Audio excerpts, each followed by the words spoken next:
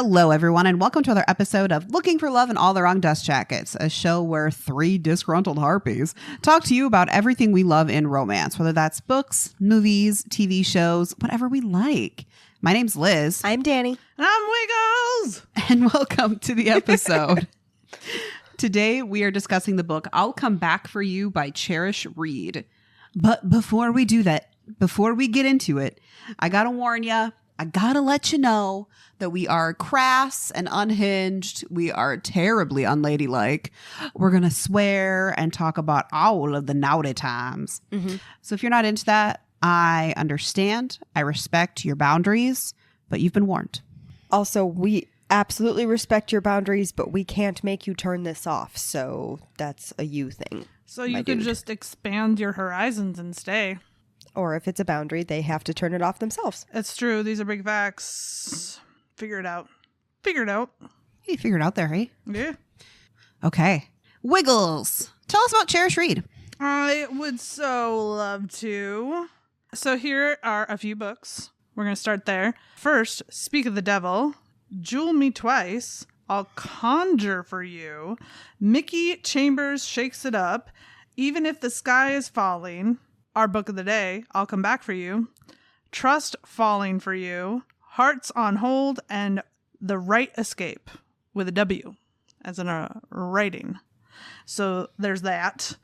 So here is a little bit about Charish Reid.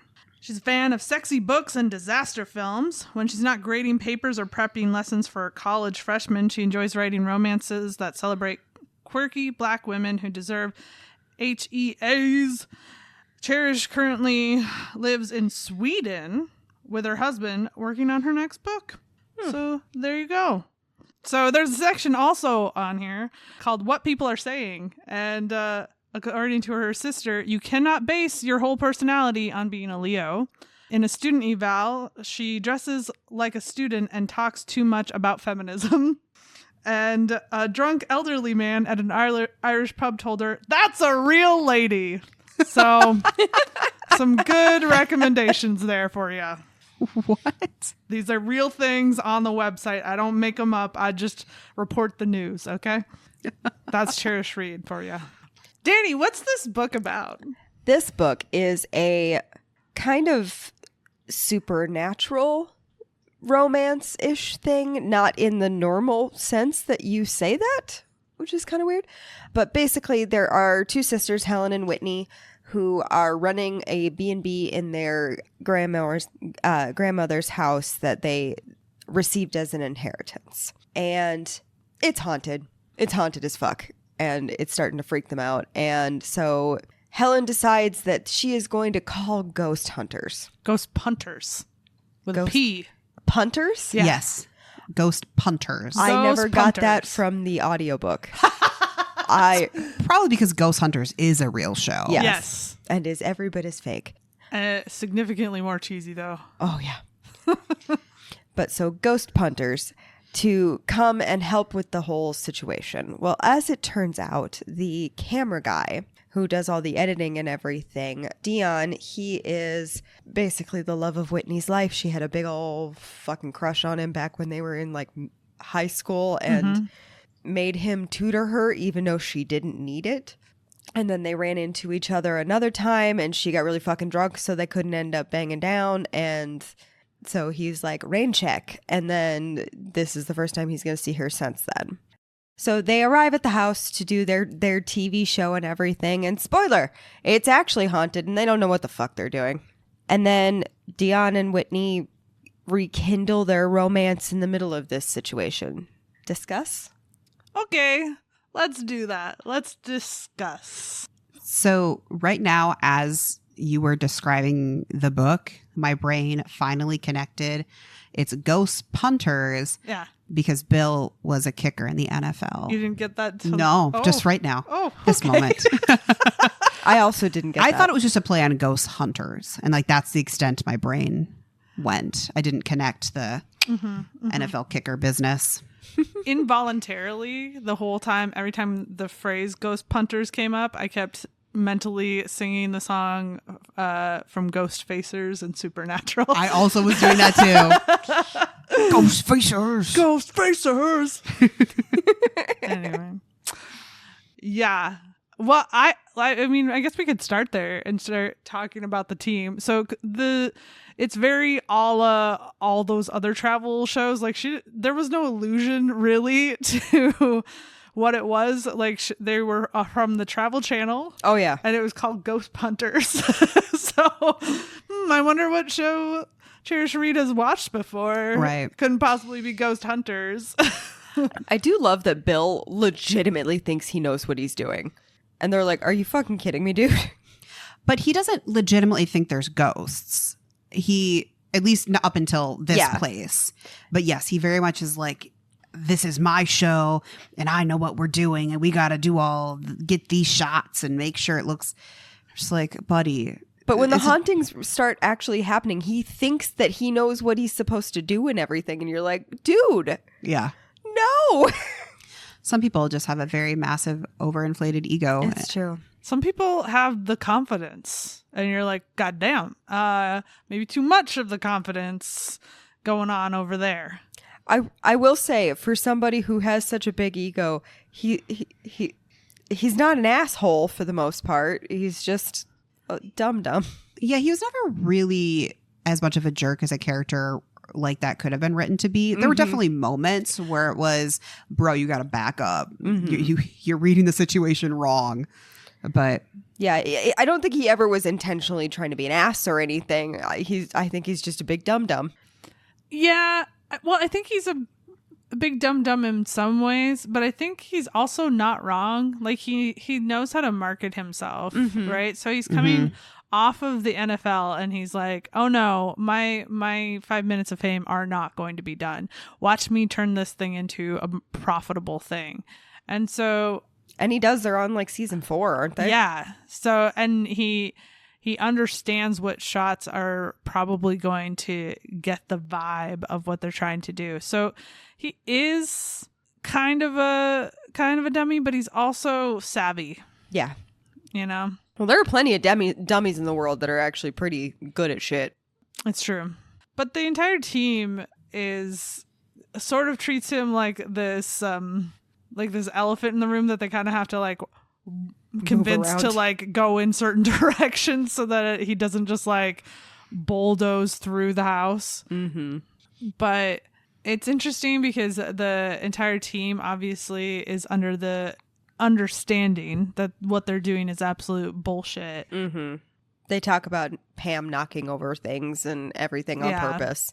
Well, Pam, who is the production manager and the medium, is only the medium because the original medium they have hired quit or whatever. Yeah, it like fell through right at the beginning, and so all of a sudden she just had to be the medium. That's not something you can just be. No. I could see myself falling into a position like Pam, though. Without a doubt, yes. Like I just find myself being like, oh, spirits above, speak to us. Just to like get a paycheck, because I fucking would. Let's be so honest. But also like her whole attitude of like, oh no, I can't be in here. The spirits are too strong. I must sleep on the bus. Because she just can't. She doesn't wanna. That also, is you for sure. Like, oh no, I can't. The spirits. The spirits. Let's be totally honest. That would be all three of us. If I could get away with it, yeah. Yeah, absolutely. In fact, I think we all should start claiming to be seeing spirits anytime we're irritated with something. Be like, no, I can't. The spirits. And then also there is Rosa, the PA, who also does a lot of the like knocking crap over and making things happen. And then poor sound guy Mike. Mike is just like, again, there to get his paycheck, and he's like, whatever you say. Oh, you want sound over there? You got it. You want me to be over here? Fine.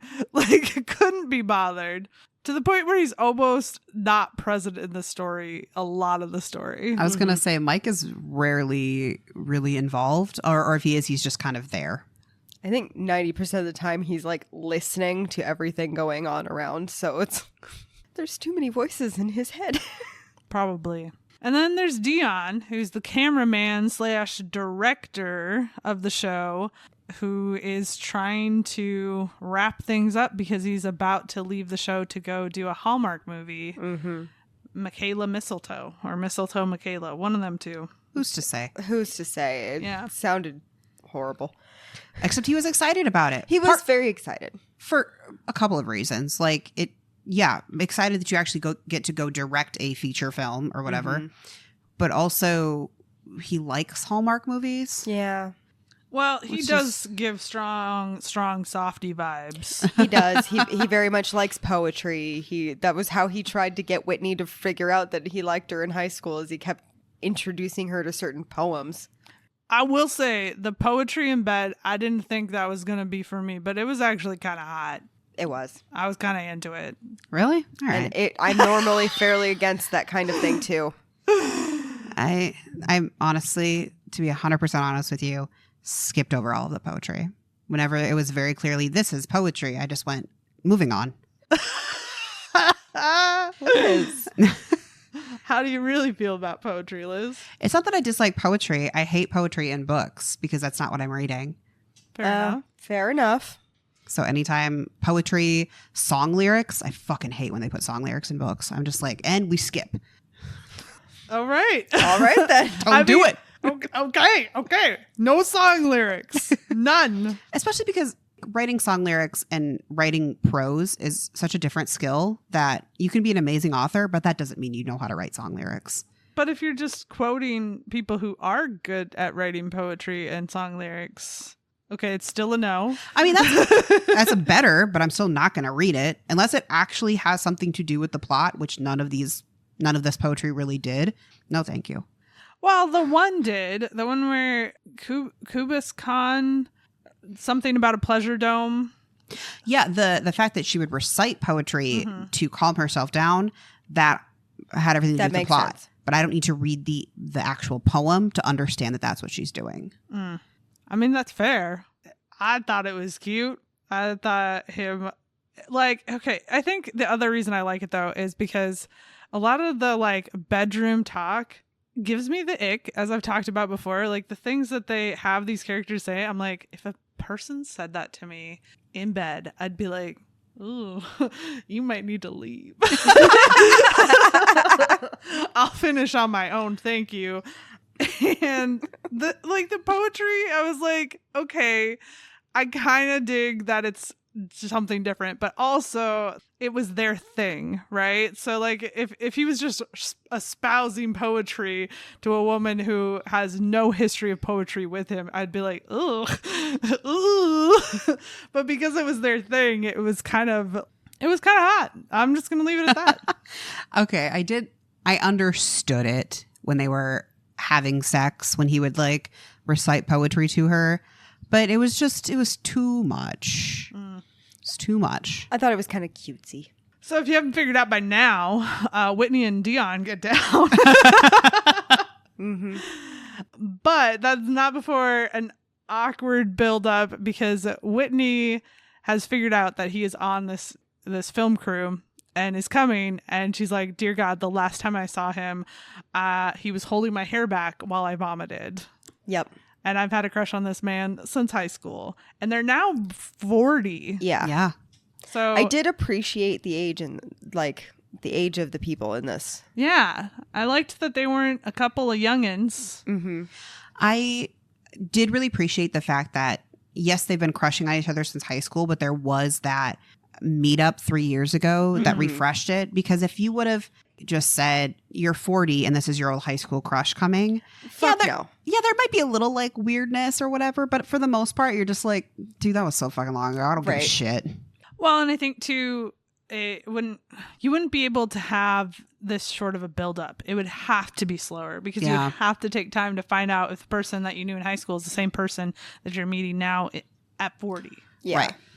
Not that one meeting did everything, but it did establish that the two of them never quite got over what could have been. Correct. Yeah. That being said, there was not enough for me pining or tension building or anything. Same. They had this whole like, oh my gosh, we're both nervous to see each other. And then they saw each other and they immediately got down. I mean, immediately being like, I think it was like that day or the next day. Yes. Yeah. And I think it was actually that day. I think they were setting up like. They made out the first day. Yes. Yes. Yeah. And started calling each other pet names, which if they had been pet names that like were a jokingly carried over thing from high school, like let's say he always called her nerd or something like that, that would be fine. But he was immediately calling her baby and she was immediately calling him baby. And I was just like, oh. Yeah, it's one thing if they had like established nicknames, funny nicknames or whatever in high school. Because like I call one of our friends from college Poofy and still have. And he's just like, why do you still call me that? And I'm like, because I feel like it. Yeah. Deal with it. Sucks to suck. I mean, y'all still call me Wiggles. How many years later? 15? Mm-hmm. Yeah. That hurt. It's actually older than 15. I know. Yeah, I was being generous. So all of that kind of leads up to that first sex scene we were talking about, which is where the poetry happens. And I kind of felt just like almost upset that it happened so quickly. Like, yeah, I felt cheated that we got there that quick. And especially because we've talked about, and I've definitely mentioned before, that insta-lust, I get it. Like banging it out, I get it, because that also happens in real life. But it just felt like after that encounter, they were essentially in a relationship. Like they didn't say it, but they kind of just like were. Mm-hmm. Yeah. My biggest gripe with the relationship is that it could have been not in the book at all. Yeah. And I wouldn't have disliked the book any less for the relationship not being in there. Sure. Yeah, that's my biggest takeaway from this book is it very clearly has two plots.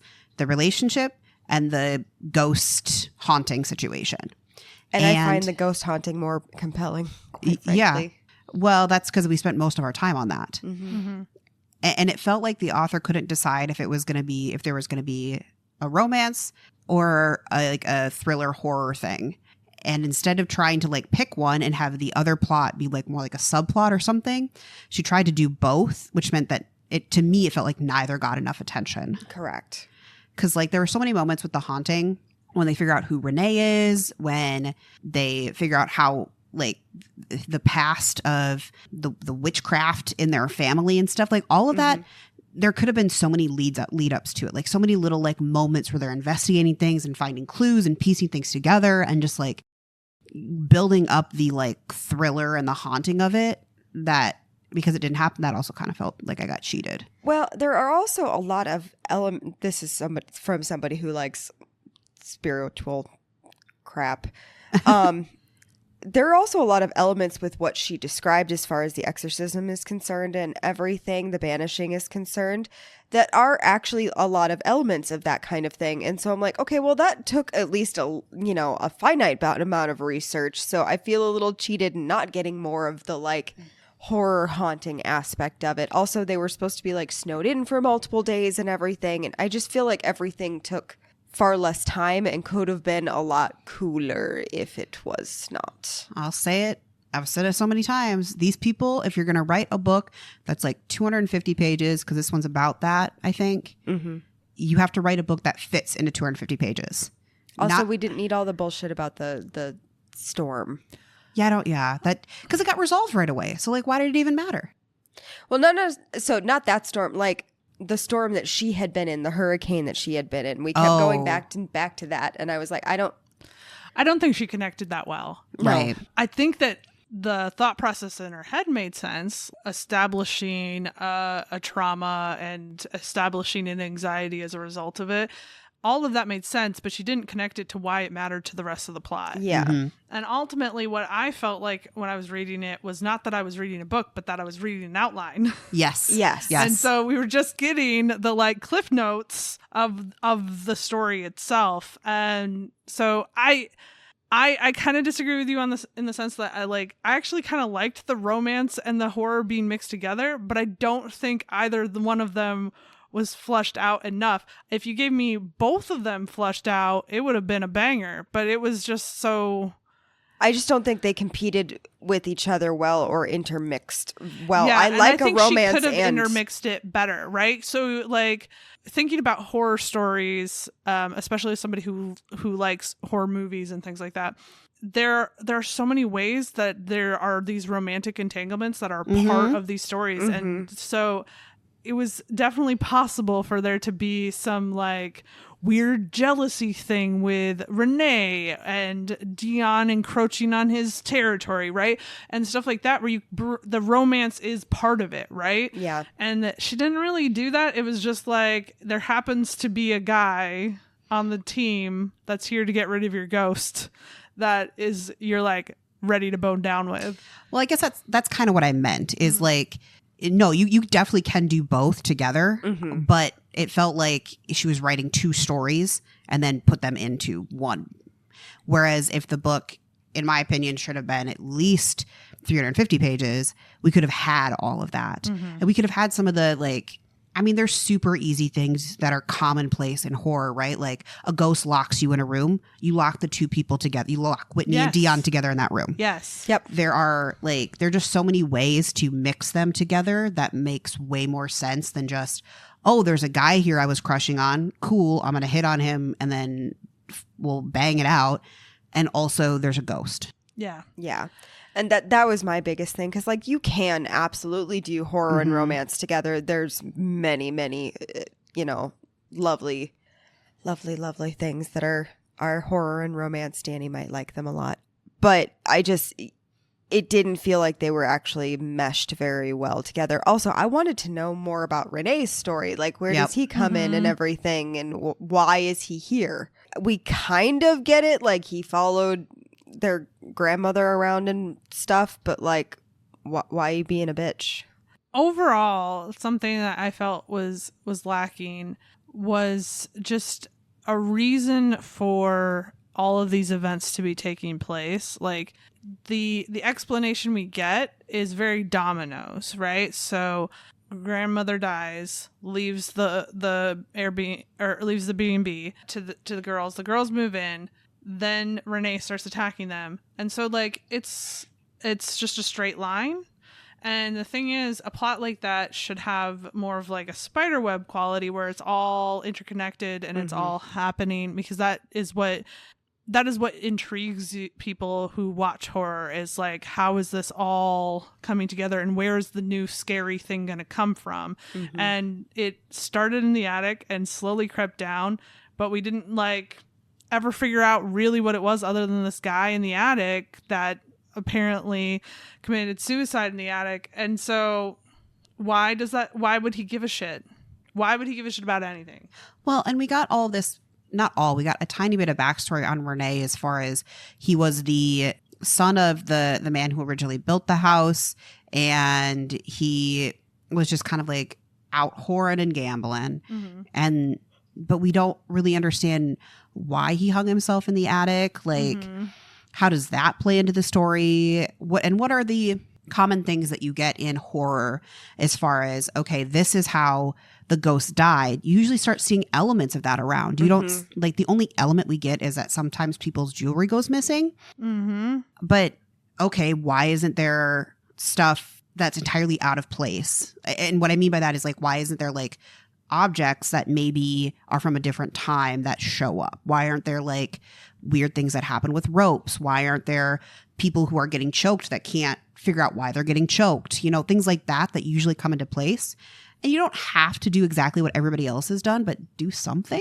Well, we've talked about this before. If you're going to do a shorter book, and you're playing into tropes, then you have to meet that expectation so that people can fill in the blanks for you. And she didn't do that.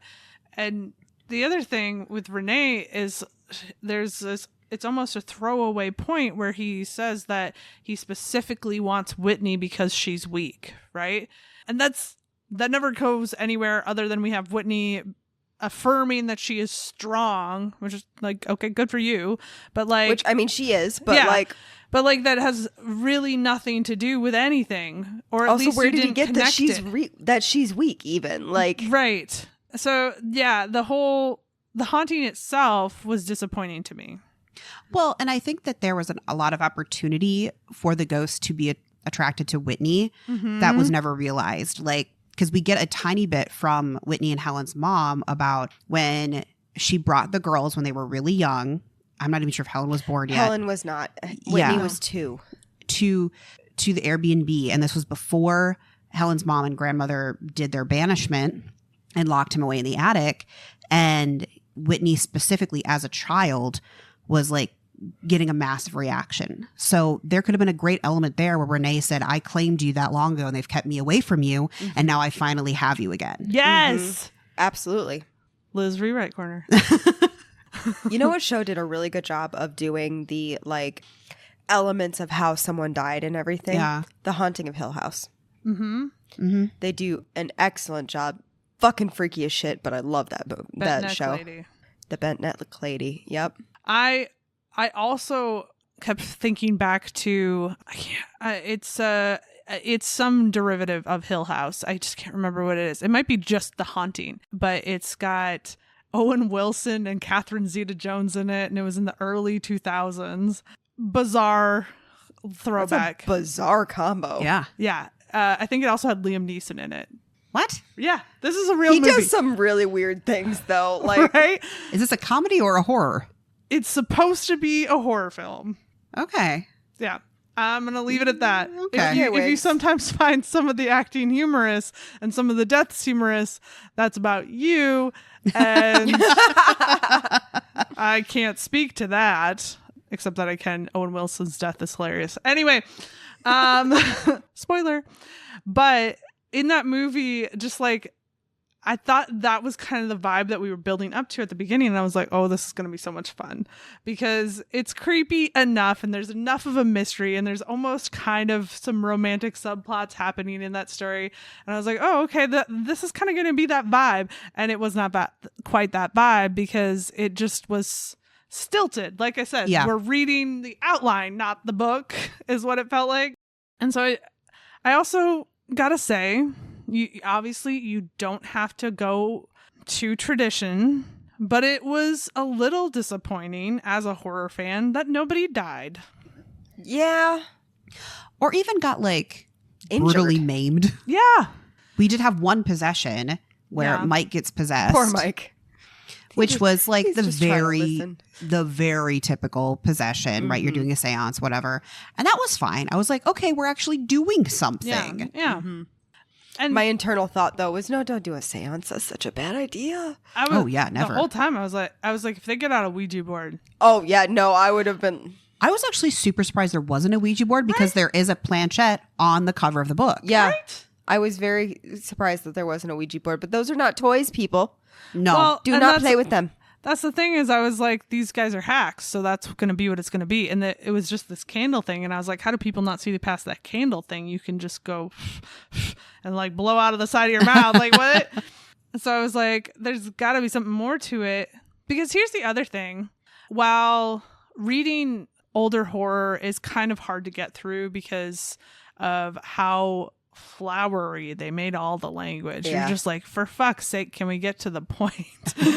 But if you've read like The Haunting of Hill House or Turn of the Screw or Dracula or any of those, right, what you find in them is that they have built up this really exciting lore, if nothing else. And this didn't have that. There are so many fun things that they could have been using to play up. Like, also, if you watch the show Ghost Hunters, they have all these like stupid technology tools. Yes. Yeah. And it's like you could have had some real fun with that. One of my favorite things, Ryan Bergara and Shane, what's his last name? It was originally BuzzFeed Unsolved, but I can't remember what their new show is. Anyway. I love them. Yes, I love them. They're hilarious. Anyway, so there's this one episode, and I think it's from their new show, not from Unsolved. They're like, they have their little talk box or whatever, and they're like, can you say Shane or Ryan? And there's like a long pause, and it just comes back, nerd. I was like, ooh, got him. But like, you could have had fun with stuff like that, right? Like, and I also think because it is very, very fiction, right? It's it's not the reality show fiction. It is actually fiction.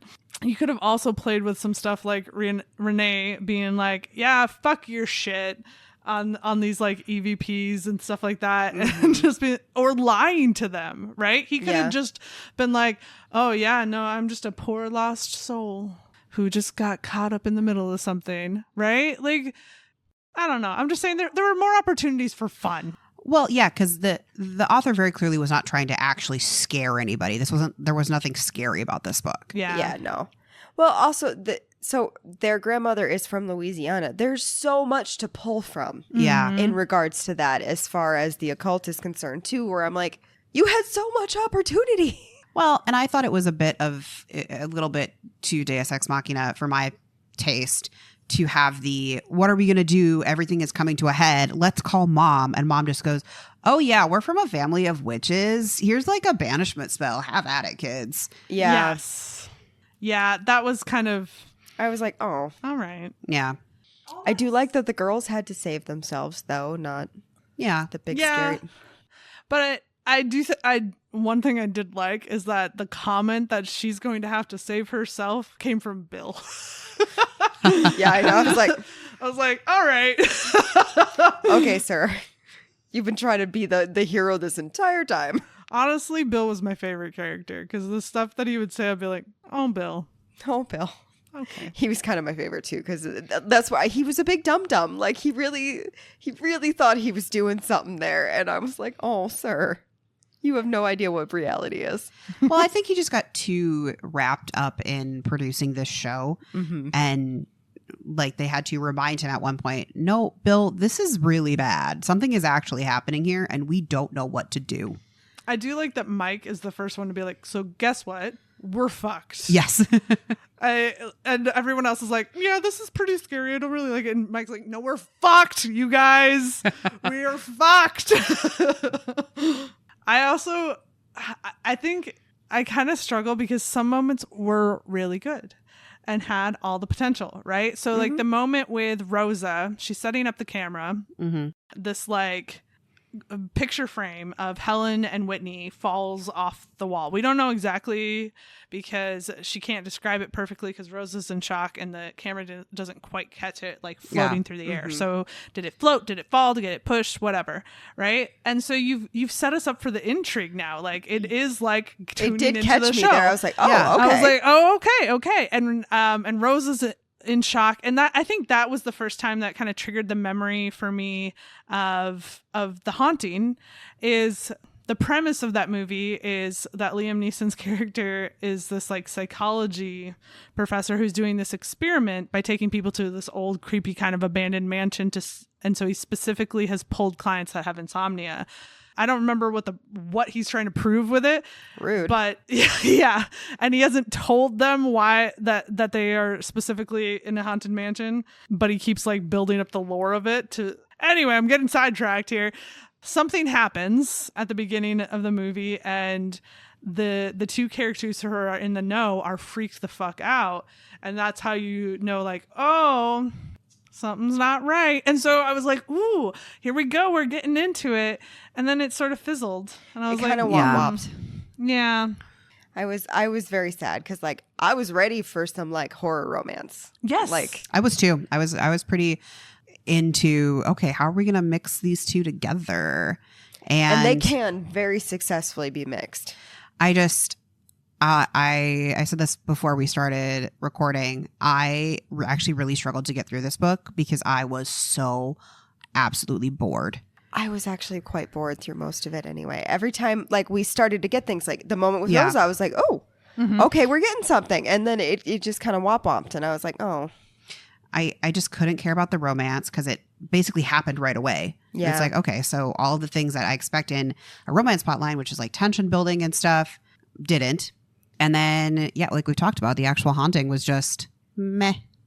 Well, you bring up a point that I hadn't thought about while I was reading it, but when you say it, I'm like, oh, that is what I was reacting to. Is I think where you do have the potential for a really good story to be a horror romance combo is that both of them have building tension, and that's what makes them exciting, right? And so I think she could have had those pacing alongside of each other, and it would have been like, oh my God, they're about to kiss and the window gets smashed in, right? And that was kind of what I was expecting from this story. Mm-hmm. And instead was sort of like, oh, okay. So now we're doing sexy time right now. Well, that's cool. And then there's plot that happened afterwards that we don't get to see or hear. Okay. Yeah, I think everything just got like wrapped up too neatly and everything. And that's part of the fun of horror and romance is like the messy shit where it's building the tension because I love horror. We all know this. I have mentioned Stephen King many times. I love a good horror story and everything, and to have that tension built up. Like the moment where somebody comes up and tries to talk to me and I'm not paying attention and they grab my shoulder and I almost screamed, yes, this happened in my workplace. That was fabulous. Like it scared the shit out of me in the moment, and I am real lucky that I didn't actually scream out loud, but I loved it. Well, I think the other thing about horror that I love, so as much as I say that I don't like horror, I don't like a lot of I don't like being scared, but I love, one of my favorite things about horror is the lore and the backstory is always so good. Oh, it's so juicy. It's so good. And the way you could totally you could bring that and romance together, just like you were saying, of having Renee kind of be like the weird love triangle between Deon and Whitney. And I like the rewrite corners that both Liz and Wiggles have done. Well, that's kind of like most people in modern pop culture, when they think of Phantom of the Opera, they don't think of the book. They think of the movie musical more often than that. And so I don't think people realize that it is, the love triangle is there, but it is horror, right? And when you read it, it is horror. This man is called the opera ghost because they're like, this is literally a fucking serial killer, right? Yep. I don't think people, when they're listening to the musical and everything, I don't think they understand that keep your hand at the level of your eyes is so that he can't strangle you. Right. I actually do think they do a better job of portraying that in the movie than they do in the musical. Yes. Which is a rare thing. Yeah. But the point being that you can have that sort of thing set up where there's this supernatural element that is arguably evil. Maybe some people find the evil attractive, tantalizing. Yeah, and other people don't. And but the nice fun thing about that is then it gives people something to talk about. Like, oh, you liked the ghost? Well, how many TV shows or movies, supernatural, whether it's I think this happened in Charmed. I know it happened in Witches of East End, where there is a bedroom scene. The female lead is sleeping or something, and then she starts to feel somebody touching her, and she's like, oh, in this case, Deon, what are you doing in my bed? And all of a sudden wakes up and it's the ghost who's been doing it. Yeah. That's a pretty common scene for a good reason. It builds tension. It's creepy as fuck. And also you're kind of like, wait a minute. What actually happens? Right? Yeah. And so when I first finished this book, I left it feeling like, it was fun. It was cute. It was whatever. And the more I think about it, the more I'm like, this really didn't live up to my expectations. Yeah, I kind of did the same thing. I was like, I finished it with, it was fine. And the more I'm like, oh, I got bored. I'm the bad guy who over here who finished it and was like, I got things to say. Hey, everybody got to take their turn. Yeah. I also think too, there's so many opportunities with the sister that could have been far more interesting, and their dynamic, which they very clearly have a wonderful relationship, but there's just more opportunities to explore that, I feel like, and some of the side characters like Mike, who just existed, Yeah. Rosa, she was only there for that one scare, and the fact that she was just kind of scared the entire time. Yeah, but otherwise was not contributing to the story. Yeah. I also would have liked to have seen more of Deon and Helen's relationship. He's known her just as long. Exactly. They didn't spend the time so much together as he did with Whitney when they were growing up and everything. But he knew her then too. So getting to see their relationship and them kind of having like a joking, relationship would have been fun and cool too. One of the things I did like, though, I wish maybe it was executed a tiny bit better, was the several times where Whitney and Deon would be talking and they would try to flirt and they would just end up being dumb teenagers again. Yes. And say stupid jokes to each other. Yes. I did enjoy that. That made me laugh. I also enjoyed that when especially during the banishing sequence, whatever.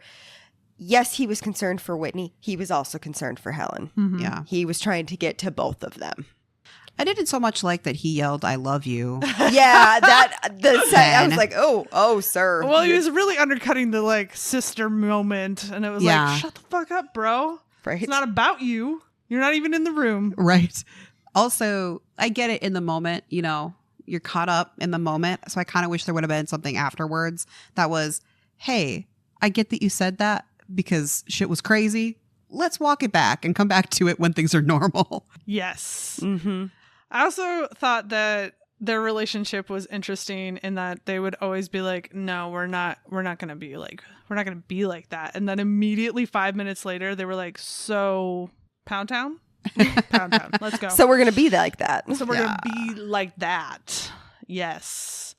Afterwards, with their shower, that was a little bit jarring for me almost, because I was like, you just said like you're exhausted and whatever, and then you were like, kick the door in and be like, sexy shower. It's like, okay. I mean, okay. Here's the thing about sexy showers. I like them in theory, but sometimes the girls just gotta wash her hair. Well, she specifically wasn't, because it wasn't a wash day. Correct. So there was that.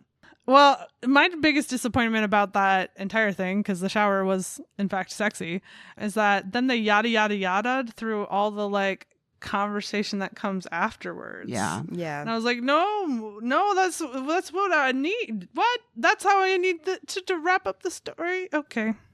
Yeah, the epilogue, which I guess there was an actual epilogue, but then there was like resolution after the ghost situation. Mm-hmm. I feel like there's for the rest of the book being too short, that felt way too long. Agreed. I didn't care. Yeah. I might have kicked it up beyond 2 times speed during the epilogue. Oh my.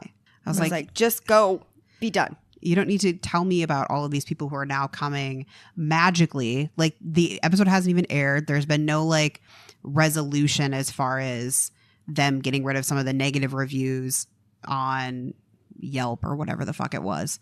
It's just like the next day they get a bunch of calls of, hey, we want to stay at your Airbnb. Mm-hmm. I was like, that's not how that works. Mm-mm. Especially when a snowstorm has just happened. Yeah. Well, also, granted, they were talking about staying like in the future, but still. Yeah. Also, this thing just hit me weird. So they talk about, he's like, yeah, I'll be home soon, blah, blah, blah. And it's like, yeah, my home is now where Whitney is, because he's going to be like directing and stuff and going away. And it's like, sir, you have spent one weekend essentially at her Airbnb where shit was flying off the walls and you had a little Pound Town. That does not a relationship make. I understand you've known each other since high school. Well, you had high school and then a time in your late 30s where you were gonna go to Pound Town after seeing each other for a day and then got too drunk. And then now, like, it's too much. Yes. Yeah. I think that this entire story would have been improved upon if she had approached it from a second chance romance perspective rather than a rekindling of a very, very old flame. Or the childhood friends like thing. Yeah. Or even if she went with like the same timeline that she had, if after the thing 3 years ago, if they had remained in contact, I think that would have helped a lot too. And then especially if we would have gotten snippets of it, either phone calls or like, oh, we met up randomly, this weekend to have a sexy long weekend, so that when they're finally coming together and like, maybe we're in the right place to do something more. Yeah, like even if they had just like kept in, Yeah. phone, text, email correspondence, not necessarily had even gotten a chance to meet up, but just so that they actually had a relationship. Right. I actually really like a near miss romance. I don't feel like I read a lot of them, so it's almost one of those things that I think authors should be taking advantage of, because it's sort of an untapped trope of this like couple that is just they definitely want to make something happen, but they just keep missing each other, right? Mm-hmm. And I read in one of those short stories in the Improbable Meet Cute series, that was one where they were literally pen paling and missing each other the whole time and not realizing it. And then like as adults meet each other and they're like, oh damn, he's so hot. Right?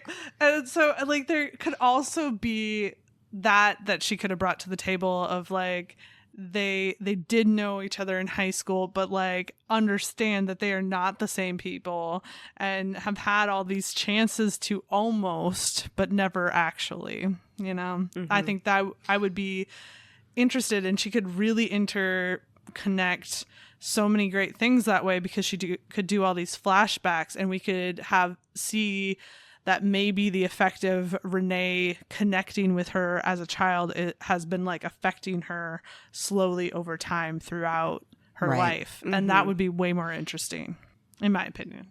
This has been Rewrite Corner with Danny, Liz, and Wiggles. Yeah, I think that's the thing that's almost more upsetting about this book than other books that we've read that I've kind of had like a meh reaction to, is there was potential. Yes. There was very much potential. And that almost upsets me more, because it's like, this could have been really good. It could have been great. But it's not. Yeah. It had all the potential in the world. And then you just sort of like sidestepped all of that and said, rushed through. Yeah, it feels less like, and this is going to come across me, and I don't mean it to be, but reading it feels less like somebody tried their best and maybe they're, newer, or just this is their writing and that's okay. It feels more like somebody got lazy and just rushed through it. Well, I really do think that it was rushed through, because it wasn't just that there was an issue with some of the like plot points not being fleshed out and things like that. There was also an issue with just the book has not been edited properly. There were just so many examples that I was like, what did I just read? And so here's an example. The veteran crew members exchanged a quick look because bursting into raucous laughter. That's a direct quote. See, and I didn't notice that, but I also listened to the audiobook, so they probably edited a little bit while doing the... Oh, sure. I guess I definitely noticed some of that stuff, and I just had to skip it, instead of like lingering on it. I just went, I don't know what that was, and moved on. I would have noticed it had I actually read it, because that is actually something that gets me. It's a very big pet peeve of mine, as we know. So here's another example. How couldn't she turn away a man who needed her? I'll say that again. How couldn't she turn away a man who needed her? Not how could she, how couldn't she? Yeah. So there was like a whole bunch of things like that. Or this one's a little bit more, requires a little bit more context. But she says, when she's sending him away and saying something along the lines of like, we'll meet up again later tonight or something like that, she said, I promised. What? And so those were just three of the ones that like I took the time to highlight, because I was like, I need to highlight some of these, because sometimes I feel like when I say the grammar is bad, it's like, oh, well, you're being hypercritical. And I'm like, the context of what you're saying doesn't make sense if you don't use the correct words and you don't use the correct usage of said word. So when you do things like that, it just goes completely out the window. Well, and that's basic copy editing. Yes. And so the reason I give a big sigh is I understand how expensive editing is. It is so expensive. Copy editing is one of the cheapest, and that that seems like the bare minimum. You need to have somebody read through and make sure you don't have really basic word mistakes or like really punctuation basic mistakes. grammar errors. Yeah. Because it makes it so hard to read. Well, and when you're writing, it's really easy to do that shit. Oh, for without- sure. Absolutely. Especially when you've been editing a draft over and over, and at some point that line made sense, but now Yes. that you've re-edited it, you just didn't catch that word no longer makes sense. Absolutely. But it almost like took me aback that she's in higher ed, because I'm like, in order to get your papers published, which you have to fucking do, it's just a reality. At the very least, you have to write a thesis for most graduate programs. Not all, but most. You're under such rigor. If you have a single error, they're going to be up your ass about it. So I'm sort of like, why would you drop the ball on something like this that people are actually going to read? Not just like other academics, but people are actually going to read this. And it's one thing if it happens once, because like I'm reading Pucking Sweet by Emily Rath right now, and I've already noticed there was one spot where an enter like happened in the middle of a line that shouldn't have been there. And I'm like, how the hell did this get all of the way here? Right. But it happens, and Oh, I've seen shit like that in Stephen King novels. Like, Right. it happens. Right. but I can forgive one, maybe two, depending on the length of the book, you know. But if it's getting to the point where I can't even understand what you are saying, then it's a problem. Yeah. Yes. Yeah, especially if you're also writing linguistically with slang, that makes it really difficult for a reader, because on top of it, they're trying to interpret, is this intentional, and you're intentionally demonstrating slang, or is it just an error? And so you just I don't think it's something that people should be stingy with. This is actually not a grammatical mistake, but it was something that like really frustrated me, because they would often call their grandmother grandma or grandmère, Grandmère. which is totally fine because people do that all of the time. But as a reader, I could never figure out who they were talking about until about a third into the book. Because unfortunately, I don't want to say unfortunately, but like, because I haven't been exposed to that and it wasn't set up in the book that these are the same people, I was like, why are we talking about two different people? What is this? Because you didn't really take the time to establish it. Yeah. So if it's not something you're previously exposed to, yeah. I had less of a hard time with it, but I think that there are just certain things that come across when they're spoken better Yeah. than it is written sometimes. And that is one of those things, because that's actually just like French for grandmother, and since her Right. grandma's from New Orleans, that's where. Yeah, it was something I had been exposed to before, so I didn't think about it, but I could see how that could happen. Absolutely. I mean, it was exactly that when I was first reading the first Game of Thrones book, and I was like, who is Khaleesi and who is Dany? Please make this make sense. I am Dany. I am also Khaleesi. No, I'm not. I think also, didn't they refer to her by her first name sometimes too? The grandmother? Yes. Yeah. And not like Ernestine. grandma something, just the name. Just Ernestine. right. Also very confusing. Yeah. So here's the thing, though, that makes it in some ways more disappointing, is that some of the sexy stuff was really good. Like they did like a phone conversation where the like flirting was like really fun, and you were like, "Aw." I did like the flirty phone call. And so like this was one part that I just enjoyed a lot. Deon says, "I could protect you from your alleged ghosts," and she says, "Oh, that." And he says, "And how and she says, and how would you protect me?" He didn't reply immediately, but then eventually he asked, "How do you want me?" And I was like, and Whitney was too, because Whitney's heart jumped into her throat. "Boy, quit playing with me. I'm not playing with. If I snuck over there, avoiding all the cameras you set up," she added quickly. "Yes, that. What would you like me to do for you?" Yes. Yeah, the flirting was good, and then It I was feel so like good. I feel like though when we got to the actual sex scenes, I was a little let down. Like, stop rushing through the sexy times, y'all. Yeah, there was a lot of yada yada yada Yeah. going on. So I am simultaneously liked that thing and also wanted more. Yeah. You wanted them to show you what that thing do. Exactly. That is exactly what I wanted to do, which in some cases they did. But okay, also, like, it's not like I'm a titty gal, but like the titties were left out of the play for a long time until the shower. And I just thought that was weird. It is rude.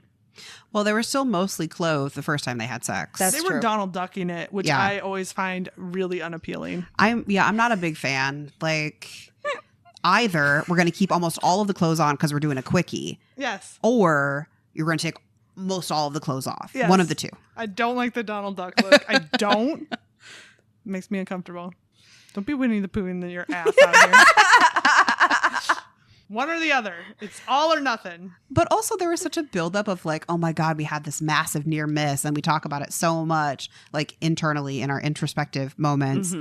And then when we finally get to the first sex scene, I understand why it got so rushed, because like that's sometimes what happens when you've been building something up in your head, like, oh my God, just make it happen. I'm gonna fuck her, yeah. Yeah. But as the audience, as the reader, I was like, no, stop. You're not doing it right. Yes. It happened. I was like, oh. There we go.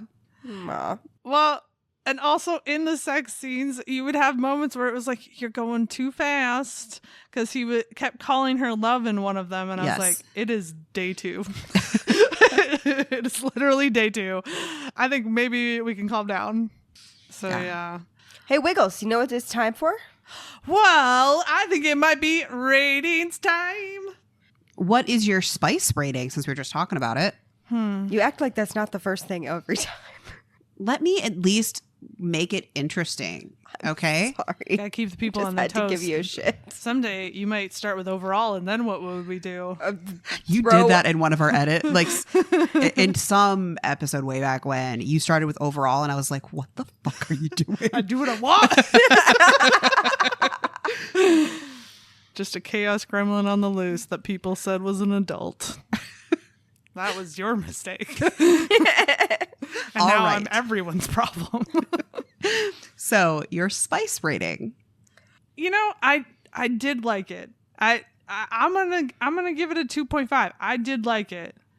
Which I know, like, a 2.5 doesn't sound like we like it, but as if you've listened enough, you know that it's like, it's not necessarily a ranking of like good or bad. It's a meticulous combination of quantity, quality, and vibes. And so 2.5.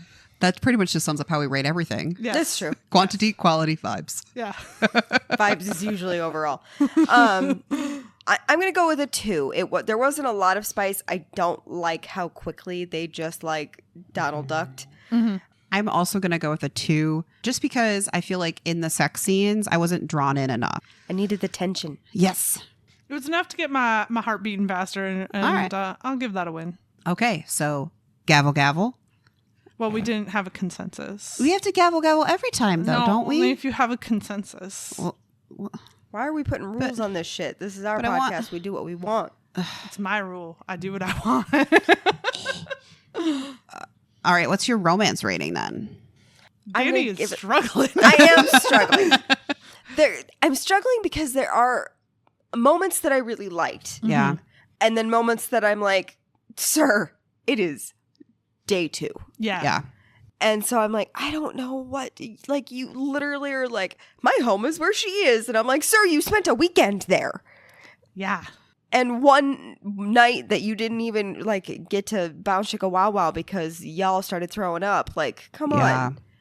I'm kind of sitting between a 2 and a 2.5. I think I might give it a 2.5 just because some of the flirting was very nice. Correct. I agree. So 2.5, I think, is where I'm going to land there because Okay. the flirting that we did had, like, I liked the phone flirting, the little tension moments that we did get were nice. I just wanted more. Yeah.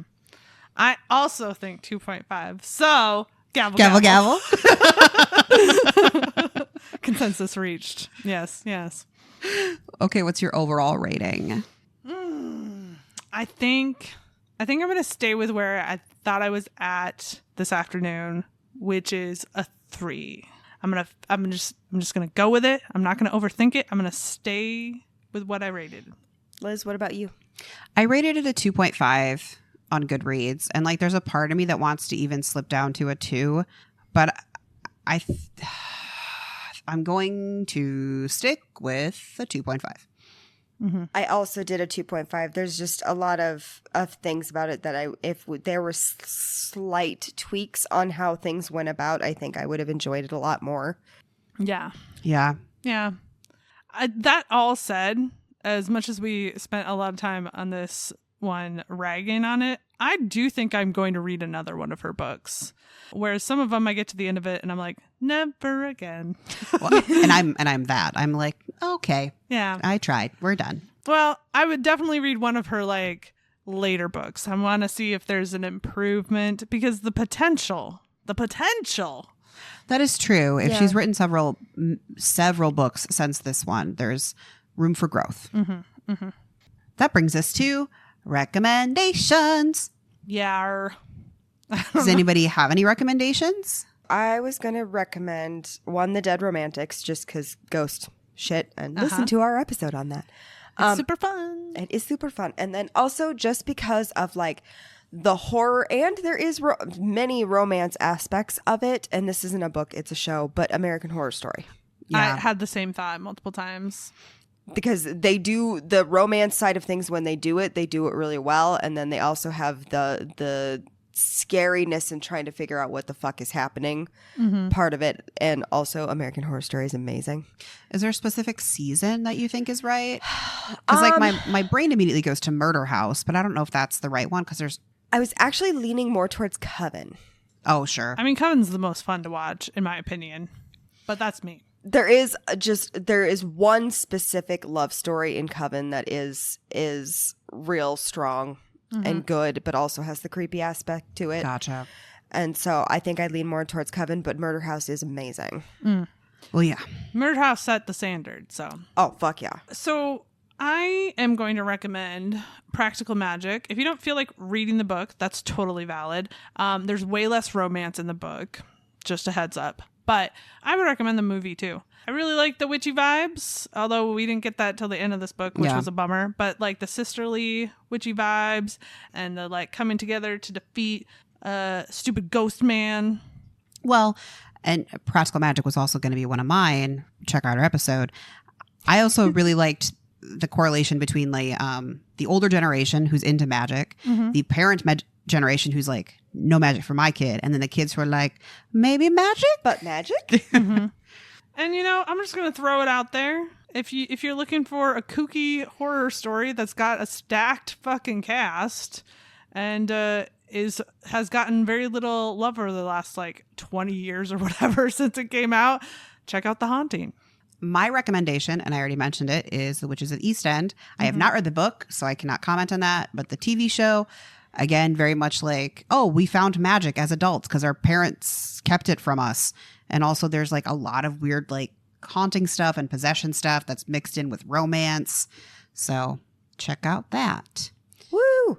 Party on, Wayne. All right, folks. That's the end of our episode. If you like this episode, you can check us out there on the socials at Wrong Dust Jackets, primarily on TikTok and Instagram, but you can find us pretty much anywhere. Also, you can go to our website at wrongdustjackets.com. You'll find a whole bunch of episodes that we've done, some of the episodes that are coming up next, and our blog, which I updated this week, motherfuckers. Woo! Proud of you. Of recording. So who knows what'll be there when you listen to this episode.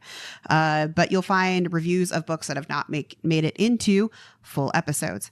Also, we would love it, appreciate it so much if you just, I don't know, interacted with us on the internet.